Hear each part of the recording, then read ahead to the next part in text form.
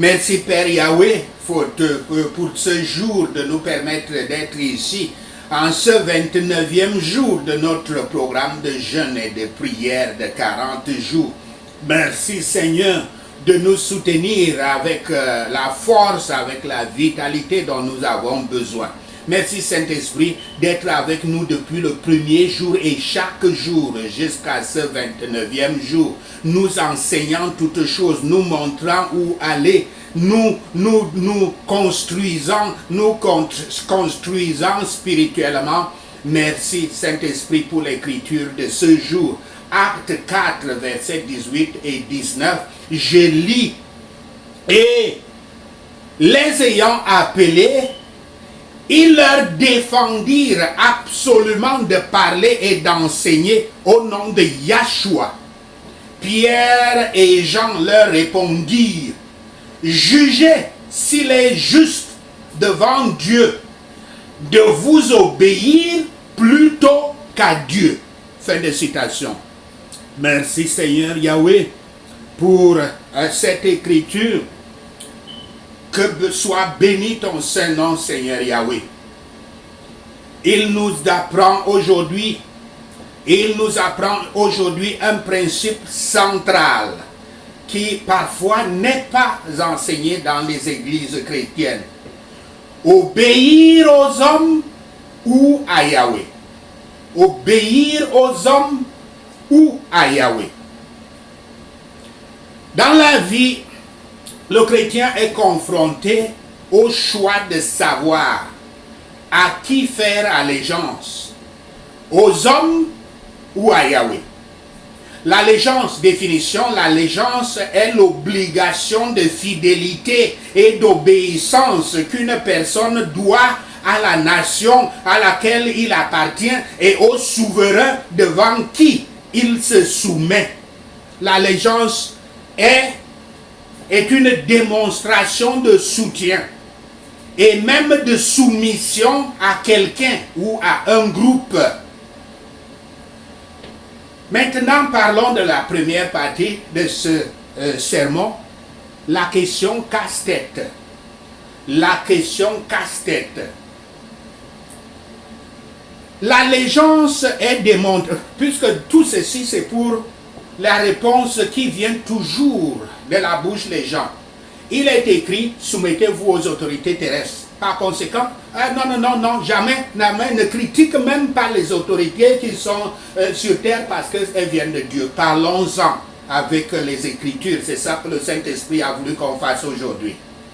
L'allégeance est démontrée en respectant les lois décrétées par le souverain. C'est là où vous manifestez votre allégeance. La question est de savoir qui est votre souverain. Même dans les Écritures, la question peut sembler à certains comme un casse-tête. Un casse-tête. D'un côté, Yahweh dit, je cite, c'est moi qui vous console. Qui es-tu pour avoir peur de l'homme mortel et du Fils de l'homme pareil à l'herbe? Fin de citation.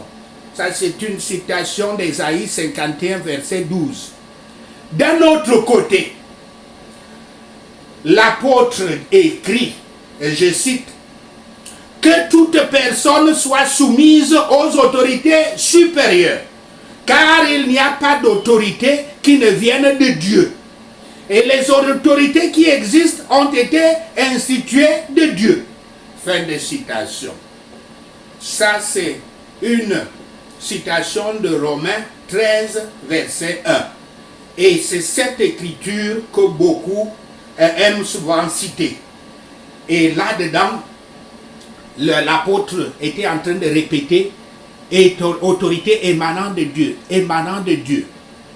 Tout homme, même les plus grands hommes, les rois et les princes de la terre, les plus orgueilleux et les plus ardents tyrans, les persécuteurs féroces et furieux du peuple de Dieu, tous meurent comme les autres hommes et deviennent comme de l'herbe.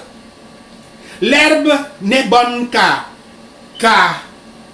consumer par le feu. Les tiges sèches de l'herbe ont souvent été utilisées comme combustible pour le four, comme nous le voyons dans Matthieu 6, verset 30, Matthieu 13, verset 30, Luc 12, verset 28. L'homme de chair et du monde, l'homme de chair, l'homme du monde, n'est bon que pour le feu éternel à cause de sa constante rébellion envers Yahweh. Pour bien montrer comment le symbole, pourquoi Dieu dit que l'homme est comme l'herbe, ça s'applique à l'homme de chair, l'homme du monde. Peut-être les persécuteurs païens romains sont-ils considérés ici, dans cette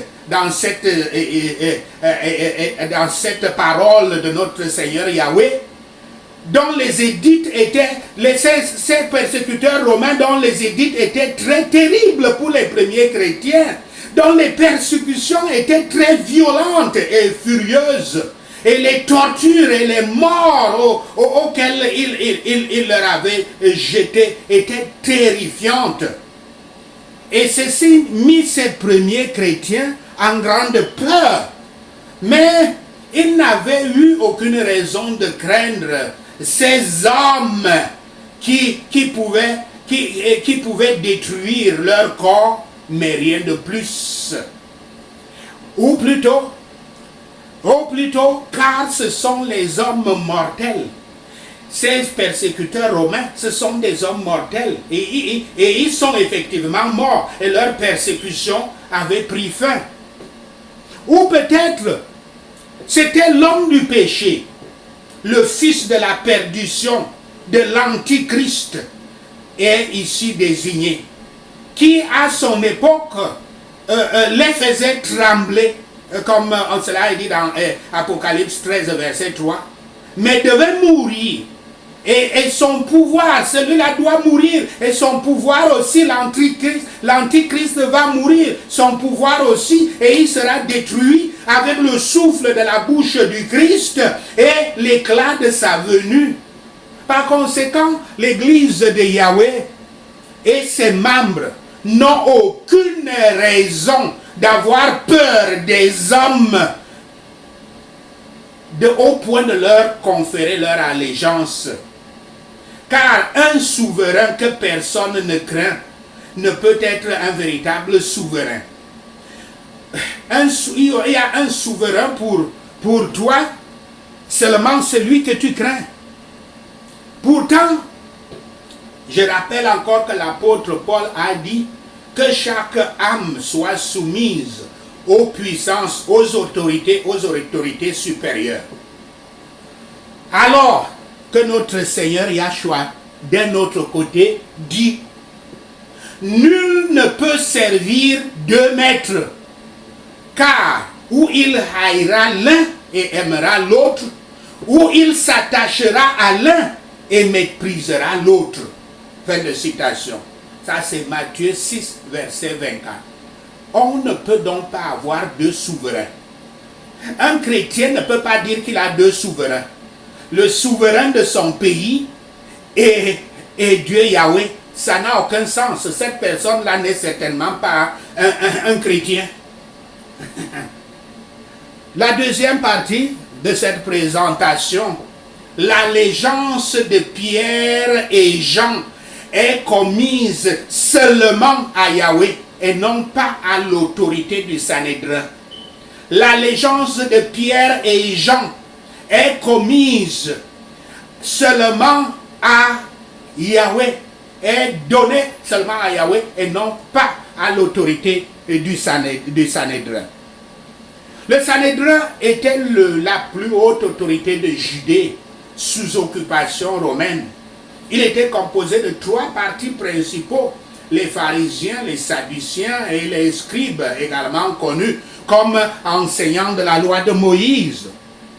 Ils avaient arrêté Pierre, les apôtres Pierre et Jean, alors que ces apôtres prêchaient le Christ dans le temple de Jérusalem.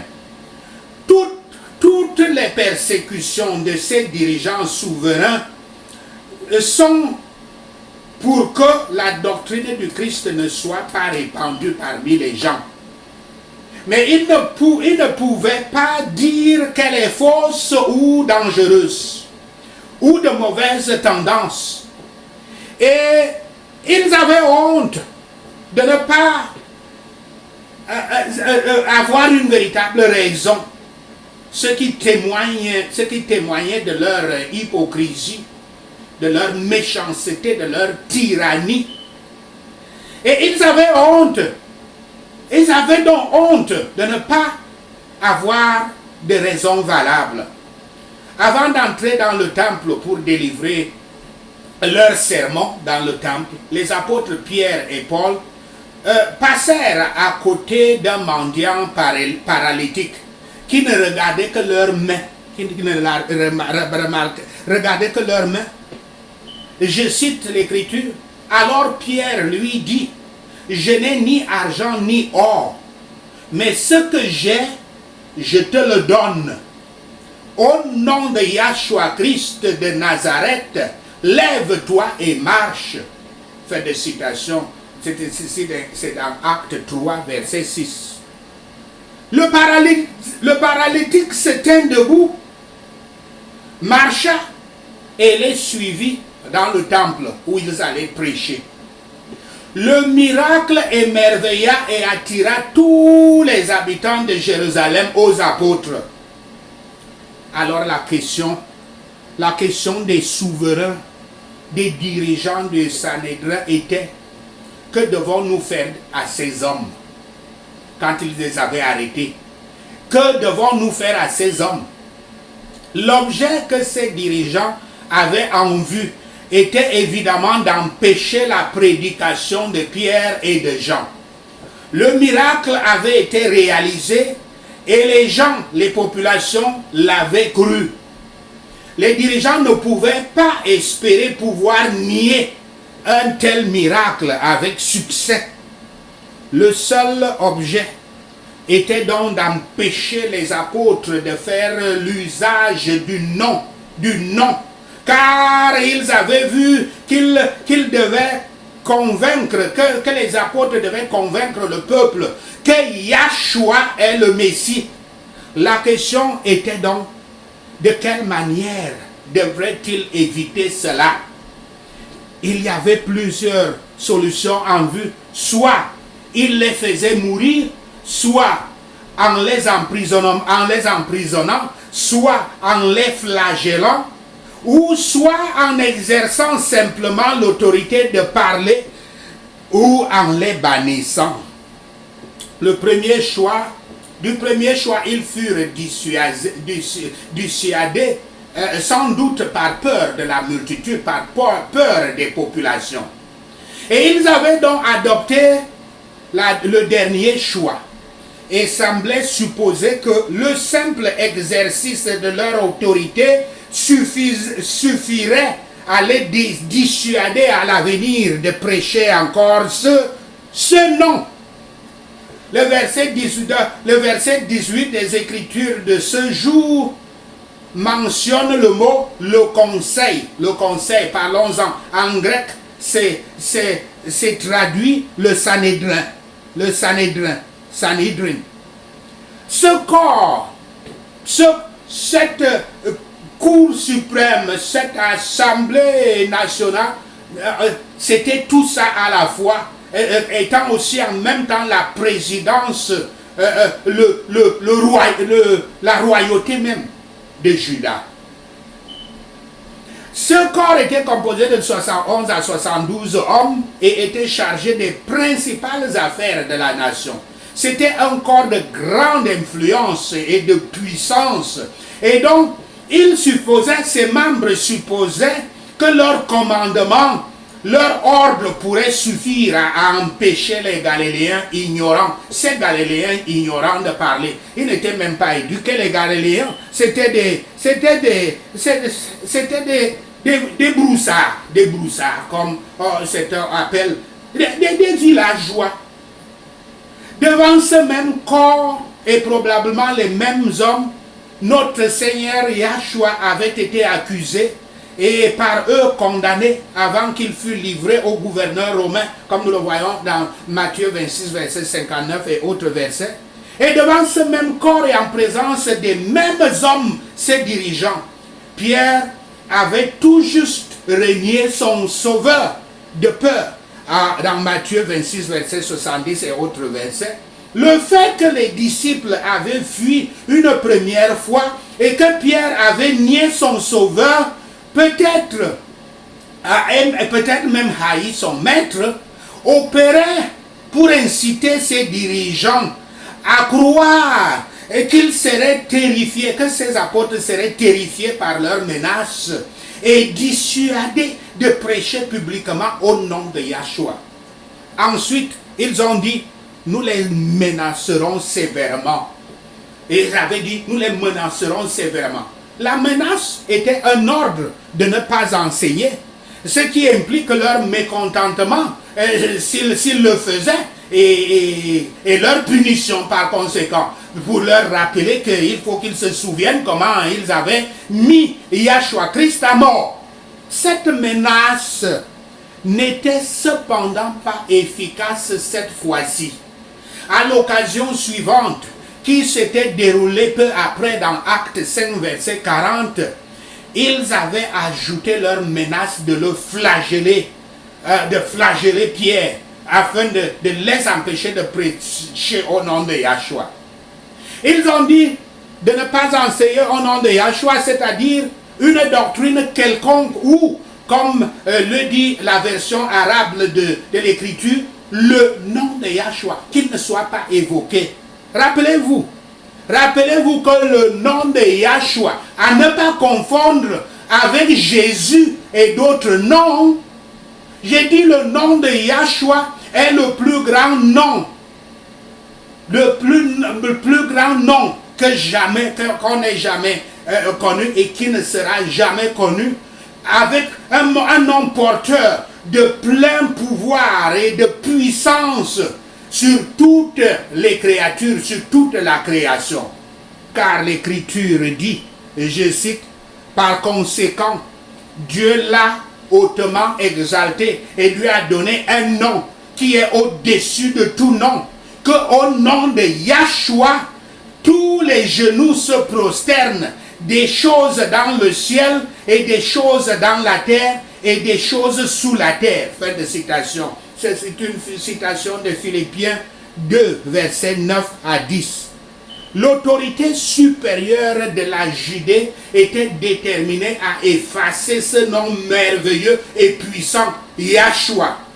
Il voulait aussi dire la doctrine de Yahshua, celle qui respecte sa personne, son incarnation, sa parole, ses offices, ses fonctions, ses souffrances, sa mort et sa résurrection d'entre les morts. Pierre et Jean avaient donc répondu à ces souverains qu'il est clair que leur allégeance est engagée envers Yahweh et non pas envers le Sanhédrin composé d'hommes, des hommes mourants, des hommes qui meurent et qui sont condamnés à être comme de l'herbe. L'attitude de ces deux pêcheurs de poissons, ce n'est pas le péché. L'attitude de ces deux pêcheurs galiléens est noble et singulière lorsque leur précédente lâcheté est rappelée ici, notamment quand le Christ était arrêté. Comme ces dirigeants professaient croire l'être et les perfections infinies de Dieu, ils les reconnaissaient selon leurs propres principes, voire ceci montrait facilement l'absurdité de s'attendre à l'obéissance aux ordres des hommes de la part de ceux qui étaient divinement commandés comme ces deux apôtres. Le Sanhédrin reconnaissait avoir été nommé par Dieu et n'avoir aucune autorité qui ne découle pas de la nomination de Dieu. Bien sûr, Yahweh pouvait modifier, remplacer ou abroger l'autorité du Sanhédrin. Et le principe abstrait selon lequel Il était préférable d'obéir à Yahweh qu'à l'homme. Il ne pouvait pas le remettre en question. C'était un principe juif. La seule enquête, la seule chose qu'il cherchait à savoir, c'est s'ils avaient des preuves que Yahweh avait commandées dans cette affaire, dans ces prêches des apôtres et consorts. De cela, les apôtres étaient satisfaits que les dirigeants ne pouvaient pas le nier, puisqu'ils venaient de montrer les miracles devant eux. On peut remarquer que c'est l'un des premiers, ici là, ce qui se passe dans cette écriture, c'est l'un des premiers appels les plus audacieux enregistrés en faveur du droit au jugement privé et à la liberté de conscience. Cette liberté, c'est pour ça qu'on dit toujours aux gens que les droits de l'homme et consorts sont puisés dans la parole de Dieu. Cette liberté était supposée dans toute la religion juive. On admettait que l'autorité de Yahweh en toutes choses était supérieure à l'autorité de l'homme, à toute autorité de l'homme, à tout royaume. Et le même esprit se manifestait dès le début de l'Église chrétienne contre toute domination sur la conscience et en faveur du droit de suivre les dictats de la conscience et de la volonté de Dieu. Cette première collision, ce premier choc de l'Église, de l'autorité civile et de l'Église de Yahweh donne les lignes principales sur lesquelles les relations de l'Église ont eu avec les pouvoirs hostiles. C'était la réponse de l'Église à la première attaque du pouvoir séculier, du pouvoir mondial, doit-on dire. À la question de savoir si l'allégeance du chrétien doit être confiée à Yahweh ou aux autorités laïques, la réponse est sans équivoque à Yahweh. Les lois de Yahweh sont au-dessus et prennent le pas. Ils doivent rester supérieurs et prendre le pas sur les lois des pays dans la vie du chrétien. Si une loi du pays est contraire à la loi de Yahweh, le chrétien ne doit pas obéir à la loi du pays. Le chrétien doit travailler pour modifier cette loi du pays pour la conformer à la loi de Yahweh. Ou alors le chrétien doit se révolter contre cette loi du pays, même jusqu'à sa mort, comme Yahshua, comme Pierre, comme les premiers apôtres, comme les premiers chrétiens l'avaient fait. Il n'y a pas d'autorité supérieure, car Yahweh est la plus haute autorité, le souverain des souverains. Yahweh ne doit pas partager sa souveraineté avec tout autre dans la vie du chrétien. Sachez ceci, et le Seigneur Yahweh vous bénira. Amen. Alléluia. Prenons ce point de prière. Prions pour le courage et la confiance. Messie, roi des rois et seigneur des seigneurs, Yahshua, tu sais ce qui est caché dans nos cœurs au nom de Yahshua le Messie. Tu connais nos pensées et nos motivations. Tu sais quand nous sommes faibles. Et tu peux nous décrire. Au nom de Yahshua le Messie, nous prions. Nous t'adressons nos prières. Oh Yahweh, lors de cette belle journée, au cours de cette belle journée, au nom de Yahshua le Messie. Donne-nous du courage, de la force et de la confiance pour faire face aux épreuves et aux tentations qui se posent devant nous au nom de Yahshua le Messie. Nous rendons nos vies aujourd'hui à toi, Père Yahweh. Prends le contrôle et guide-nous sur le bon chemin au nom de Yahshua le Messie. Il arrive que nous pensions que nous n'avons pas de force de vaincre l'ennemi alors qu'il nous attaque dans notre vie quotidienne au nom de Yahshua le Messie. Restaure notre courage et notre foi en toi, ô rocher des âges, au nom de Yahshua le Messie. Aide-nous à être confiants, à la fois en nous-mêmes et en toi, car nous savons que nous allons monter sur des ailes comme des aigles, et plus haut avec toi sur le trône, au nom de Yahshua le Messie. Et même si nous demandons la confiance, Lord Yahweh, aide-nous à rester humbles dans tout ce que nous faisons au nom de Yahshua le Messie. Donne-nous le courage de faire face à nos peurs, de nous défendre, de nous battre pour nous battre pour ce que nous croyons et de bénir les autres et de servir ta parole au nom de Yahshua le Messie.